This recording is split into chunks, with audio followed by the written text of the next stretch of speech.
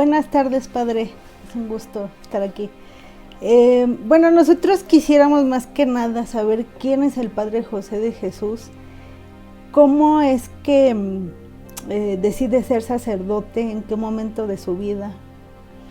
Bueno, mira, el Padre José de Jesús Aguilar Valdés, porque mi mamá decía también tienes madre, así que hay que decir los dos apellidos, es el quinto hijo de una familia de papás que son originarios del norte de México, que vinieron a la Ciudad de México por cuestiones de trabajo del papá, que trabajó en la presidencia de la República, y soy el quinto de 8 hermanos.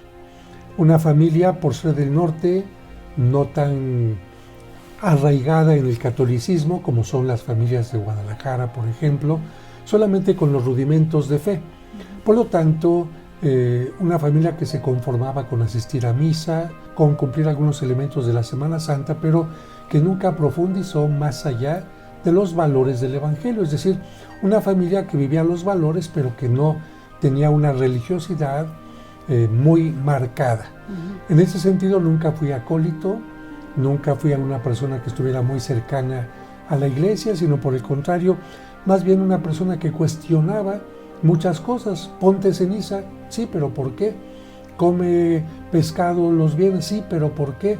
Entonces, este tipo de cosas fueron haciendo que, al no tener una respuesta concreta a las preguntas que yo tenía, fueron haciendo que yo me fuera alejando un poquito de la iglesia, hasta que en una ocasión que acompañé a una novia a unos ejercicios cuaresmales, la acompañé pues porque había que acompañar a la novia, no por interés.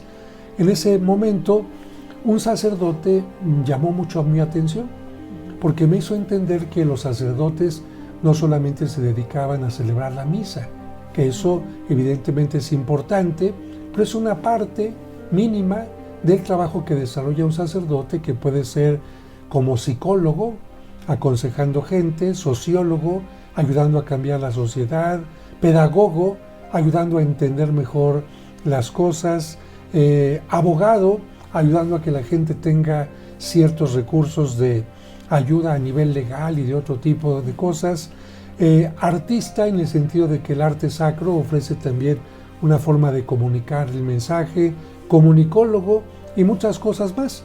Entonces esto me llamó mucho la atención, y como yo soy una persona que tiene múltiples facetas, bueno, de hecho creo que muchas personas tienen todas estas facetas, pero solamente se dedican a trabajar una, yo dije, yo creo que puedo trabajar perfectamente en esta área. Entendí perfectamente lo que era la fe, lo que era mi religión, finalmente, y entonces fue como decidí entrar al seminario cuando tenía un poco más de 18 años. Y no, bueno, por ejemplo, su novia no se arrepintió de haberlo llevado a la iglesia, no se enteró después de, ay, ¿por qué lo llevé? No te sabría decir lo que ella piensa, porque sería estar adivinando lo que ella sintió. Yo ciertamente fui franco, fui transparente con ella, le dije, ¿sabes qué? Te quiero, pero también tengo algo que me está moviendo mucho, y no estoy seguro de poderme casar contigo, tampoco estoy seguro del otro. Quiero entrar al seminario y ver si esto es lo que realmente es lo que funciona para mí.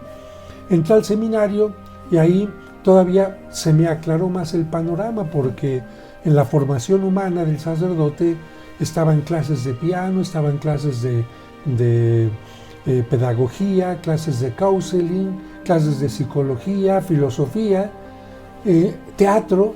Y entonces dije, esto es lo mío es el mundo de la comunicación para servir dentro del mensaje de Cristo, que a veces no tiene formas claras o concretas de tener un mensaje, ¿no? Porque a veces hay un maravilloso mensaje, pero no hay la forma clara de que este mensaje llegue a los demás, o hay mucho ruido, o está muy, muy desviado en su contenido fundamental. Ella me estuvo esperando hasta que me ordenara, todavía fue soltera a mi ordenación sacerdotal, y después tuve el gusto de casarla incluso. Quedamos como muy buenos amigos. Ella entendió también que la pareja que tiene ahora fue el camino adecuado para que tuviera los hijos también que quiere tanto, ¿no? Yo continué adelante y desde entonces no me arrepiento del camino que tomé. Perfecto. ¿Y cómo es que usted se prepara? Porque si es independientemente de su vida religiosa, si es una persona muy preparada, por ejemplo, da los cursos de autoestima, de tanatología, practica la psicología, como bien dice. ¿Cómo es que usted se prepara y se da tiempo para hacer todas estas cosas y aparte dar el servicio a la comunidad? Bueno, mira, esta preparación tiene su base en el seminario, como te he dicho, ¿no? Uh-huh. En el seminario nos dieron psicología, pedagogía, counseling, estas formas de terapia de Carl Rogers y otras cosas más. Y ahí en el mismo seminario, quienes tienen interés en profundizar las cosas lo hicieron. Quienes, como en todas las carreras, que hicieron solamente una embarradita, se quedaron con eso. A mí siempre me ha gustado responder a las exigencias que voy recibiendo en cada momento, y cuando me di cuenta en las pláticas que la gente quería de orientación religiosa, que muchos de los problemas que tenían un origen de autoestima baja que hacía que permitieran que abusaran de ellas, que no sabían expresar sus emociones, sus sentimientos, que no sabían trabajar en equipo, que pensaban que tenían que recibir migajas de amor, que tenían que pensar que cualquier agresión tenía que ser aceptada en forma normal, y los problemas también que venían por una pérdida, porque hay mucha gente que al tener una pérdida se aleja de Dios, culpa a los demás, se culpa a sí misma, cae en depresión, etc. Yo me di cuenta que estos dos elementos eran fundamentales para ayudar a la gente, y por lo tanto profundicé en algo que había iniciado para tener los diplomados necesarios y poder ayudar a la gente. Aquí un caso concreto. Otro caso concreto era el cómo hacer que los niños se acercaran a la historia sagrada, cómo se acercaran a los valores, y entonces pensé, hay que utilizar los títeres, hay que usar el teatro, hay que utilizar la magia, y me preparé también para esto, es decir, respondo a problemas concretos, no es que simplemente sean ocurrencias. Y esto me ha llevado incluso a incursionar en el mundo del teatro, en el mundo del cine y en muchas cosas más. ¿Cómo te das tiempo? Pues organizándote. No hay otra forma sino organizándote. Cuando tú das tiempo, días, horarios específicos y no quieres hacer más allá tampoco de lo que es posible, lo puedes hacer. Creo que cuando quieres hacer más allá de lo posible, caes en desgaste, caes en demasiado estrés y terminas no haciendo nada. Lo mejor es esto. Y después sacarle provecho a lo que ya hiciste, como por ejemplo, si yo ya hice un programa de radio con el curso de autoestima y quedó grabado, ese, después de un determinado tiempo, lo vuelvo a utilizar. O bien, los cuentos que ya escribí para un determinado domingo y se vuelve a repetir dentro de 3 años, lo vuelvo a utilizar. De tal manera que estos materiales que ya hiciste en alguna ocasión, hay que sacarles provecho en más ocasiones. Okay. Y ahora otra manera más bien de usted llegar a más gente ha sido el YouTube. Es un padre fuera de serie. ¿Cómo llega a YouTube? ¿Qué le llama la atención de YouTube? ¿O en qué momento decide pues estar ahí? Mira, yo nunca pensé estar en YouTube como una idea fundamental. Para mí el problema era cómo hacer, semejante a lo que te acabo de decir, cómo hacer que una obra, una acción que ya había hecho tuviera mayor repercusión.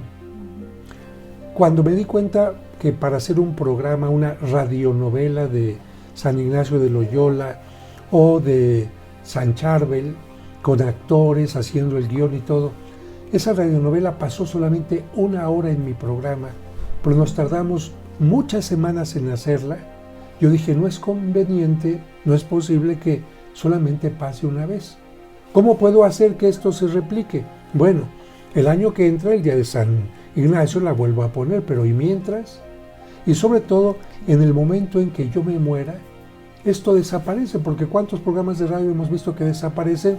Y se acabó todo el contenido maravilloso que tenían aquellos programas de radio. Entonces, sobre todo por un problema grave que me estaba llevando a la muerte, dije, yo quiero morirme y dejar una herencia en todo este trabajo que se ha hecho. no solamente por mí, sino por el productor, por las voces que me han ayudado, que son valiosas, y eran audios. Entonces lo que hice fue preguntarme cómo podía poner un audio en YouTube, que supuestamente son videos. Y lo que hice fue poner simplemente una portada inmóvil durante todo el tiempo del audio, pero esto ya pasaba como video. Y como me di cuenta que a mucha gente le empezó a interesar y veía esta historia, escuchaba esta historia y otra vez, así es como empecé a poner varios programas de radio, incluyendo el curso de autoestima, el de tanatología, que eran audios. Y después poco a poquito me fui animando gracias a la magia de un teléfono, porque para mí el teléfono celular fue increíble, una cámara que podías grabar inmediatamente. Alguien me enseñó a subirlo a YouTube y así fue como empecé a hacer videos cortitos y también a hacer los recorridos a Tierra Santa para que la gente los conociera. Poco a poquito me fui metiendo más y más en este tipo de cosas y respondiendo a la gente a las preguntas que me decían. Padre, ¿es correcto el culto a la Santa Muerte? Padre, ¿qué piensa usted de la masturbación? Padre, esto. Entonces, respondiendo a la gente, estos videos empezaron a tener cada vez mayor atención. Y justamente, bueno, a mí, yo lo sigo desde hace tiempo, me gusta mucho su contenido porque trata temas que pues generalmente, digamos, son como tabús para la iglesia, ¿no? Y usted los trata los aborda desde la parte humana. Por ejemplo, vi el de la Ouija, pero también integra humor a sus videos, entonces pues también es divertido. ¿Cómo le hace para preparar su material o decir, ahora voy a hablar de este tema, ahora voy a hacer esto chistoso? Mira, en general los temas, como te digo, voy encontrándolos de repente que la gente me pregunta algo, o veo que en las redes surge una pregunta por algo en particular, o veo que se está hablando de repente al final del año de tantos rituales tan absurdos que digo, hay que iluminar un poquito a la gente y crear conciencia, ¿no? Yo respeto el pensamiento de la gente, pero también creo que hay que dar un punto de vista desde el punto de vista de la fe. Y creo que también un punto importante ha sido hablar del Evangelio y hablar de la religión, pero no solamente como algo añadido, como la parte ritual de los ritos, la liturgia, sino el por qué hacemos las cosas, la parte humana que exige determinadas cosas, ¿no? La parte antropológica y también, por supuesto, la parte histórica, para que la gente tenga una formación, pero no solamente de como aprenderse de memoria algo, sino entender la parte humana de por qué surge esto.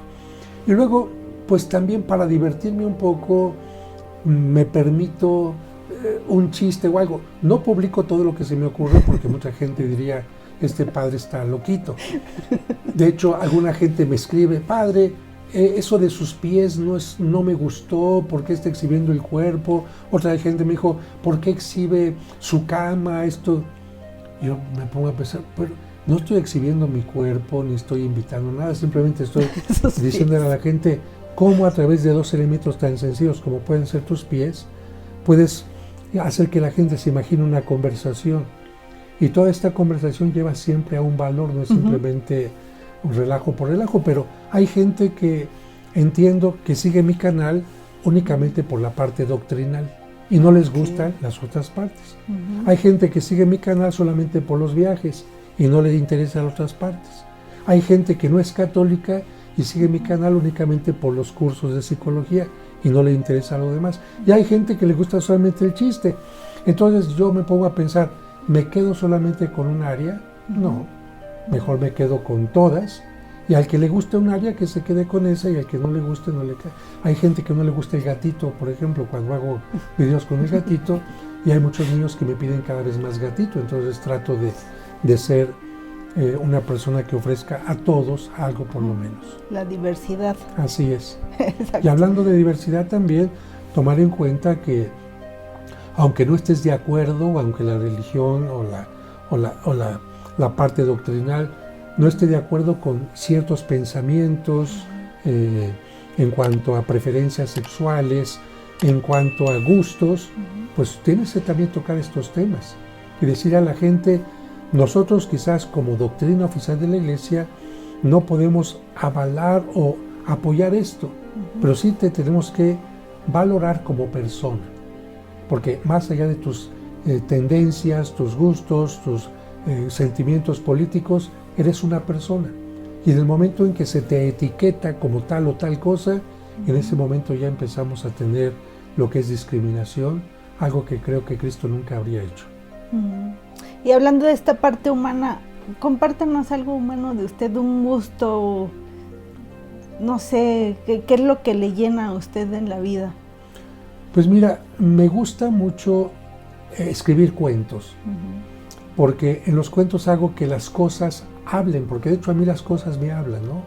Por ejemplo, un huevo común y corriente, a veces veo el cascarón y pienso, aquí hay vida, y me imagino qué pudiera haber dentro. Podría haber un pollito, pero podría haber también un ser de otro planeta, o podría ser una idea, o podría ser el mismo huevo que diga, no tengo miedo a abrirme. En fin, el permitir que las cosas hablen es maravilloso, porque los cuentos te permiten regresar al pasado, crear un futuro, irte a otro planeta, meterte al fondo del mar, que dos hormigas se pongan a platicar, en fin, me gusta mucho esta parte. Me gusta también, por lo mismo, la parte actoral.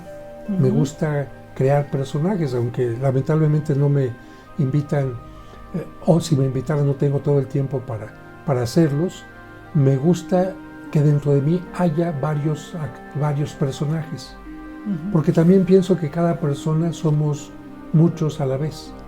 Somos una persona a lo mejor mística, pero al mismo tiempo una persona rebelde, al mismo tiempo una persona miedosa, al mismo tiempo una persona enamorada.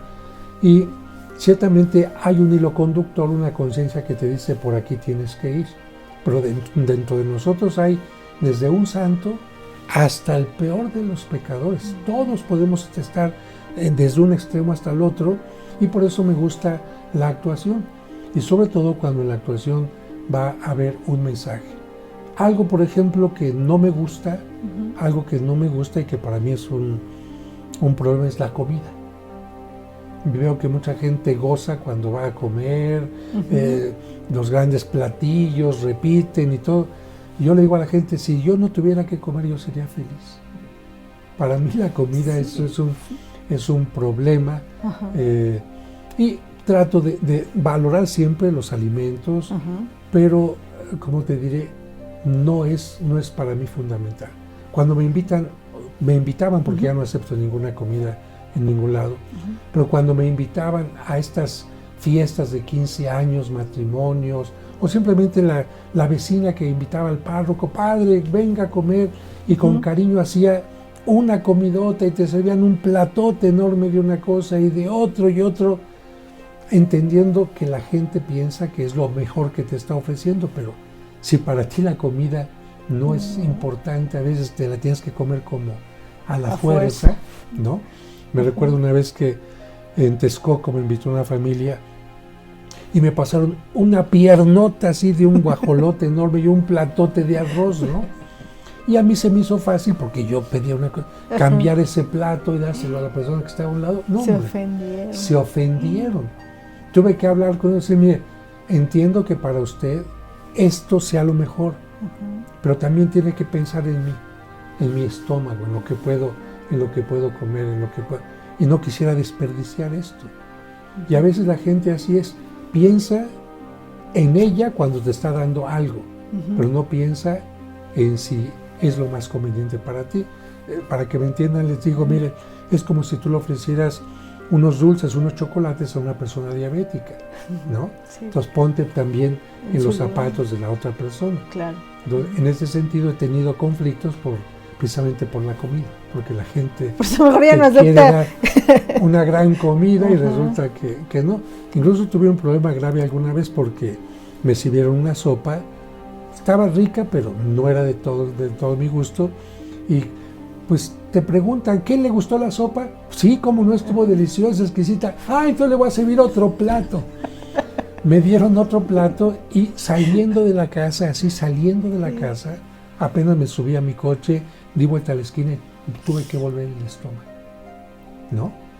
Entonces, qué difícil es tener que decir a la gente muchas gracias, ¿sí? Pero también aprendí que aunque sea difícil hay que decir a la gente, está sabrosa, pero esto es suficiente, gracias, pero esto no lo acepto, porque de esta manera las cosas son más claras. Exacto. ¿Algún alimento para el alma? El alimento para el alma yo creo que es el tiempo libre, el tiempo que te dedicas a ti mismo y a veces sin pensar en nada. Simplemente respirar o simplemente ver un atardecer o detenerte a ver a lo mejor tu cuaderno de escritos sin leerlos ni nada, simplemente decir qué bueno que tengo la capacidad de escribir o contemplar tantas cosas de la vida. Eso es un alimento para el alma. Y por supuesto la oración. Esta oración que no es solamente repetir cosas escritas, sino la oración en el sentido más pleno, que es platicar con Dios. Y esa plática o esa relación con Dios que puede tener distintos momentos. Un momento en donde, como en las personas, incluso las que más se aman, no hay nada que decir. A veces la gente piensa que cuando una pareja está en el restaurante y no se dice nada es que no se quieren. No, es que hay veces que no tienes nada que decir, ¿no? Y la gente simplemente está ahí con el otro, aunque no tengas nada que decir. Como cuando está una persona acompañando a un enfermo. No tiene que estarle platicando y platicando. El enfermo va a decir, qué enfadoso, ya cállate, ¿no? O el enfermo tampoco tiene mucho que decir, ya dijo, me siento mal, estoy triste, ya no tienen más que decir. Entonces, a veces estar en silencio con Dios es bueno. Pero habrá momentos también en que en la oración le preguntas a Dios, ¿qué quieres de mí? ¿O la estoy haciendo bien? ¿O hoy estoy molesto porque no entiendo tal cosa? En fin, esa manera de platicar con Dios, de ofrecerle lo que vas haciendo cada día y sobre todo ofrecerle la acción de gracias porque abres los ojos y dices, wow, estoy despierto todavía, pensando que hay gente que ya no volvió a abrir los ojos. Creo que ese es un alimento para el alma, el agradecimiento por tantas cosas buenas. Y no al revés, el veneno para el alma, que es poner siempre atención en lo que no tienes, en lo que te hace falta. Poner atención en lo malo, en los errores, en la oscuridad, en las carencias, en la maldad. Eso es un veneno para el alma. Perfecto. ¿Y algo por último que quiera decirle a la gente? Pues lo que siempre digo a la gente es que la vida de cada persona es totalmente distinta. No tratemos de imitar a nadie. Podemos seguir ciertas cosas de tal vida, pero no tal cual la vida. Ni siquiera Cristo nos pidió que lo imitáramos tal cual era Él. Cristo quiso que lo siguiera Pedro a la manera de Pedro, y Juan a la manera de Juan, y Lucas a la manera de Lucas, y esto es lo importante. Cada uno de nosotros tenemos que preguntarnos quién soy yo, qué es lo valioso que tengo, qué puedo pulir, qué tengo que hacer a un lado, qué cosas no me gustan, pero tengo que aceptar porque las tengo también, y vivir profundamente la vida porque no hay otra vida.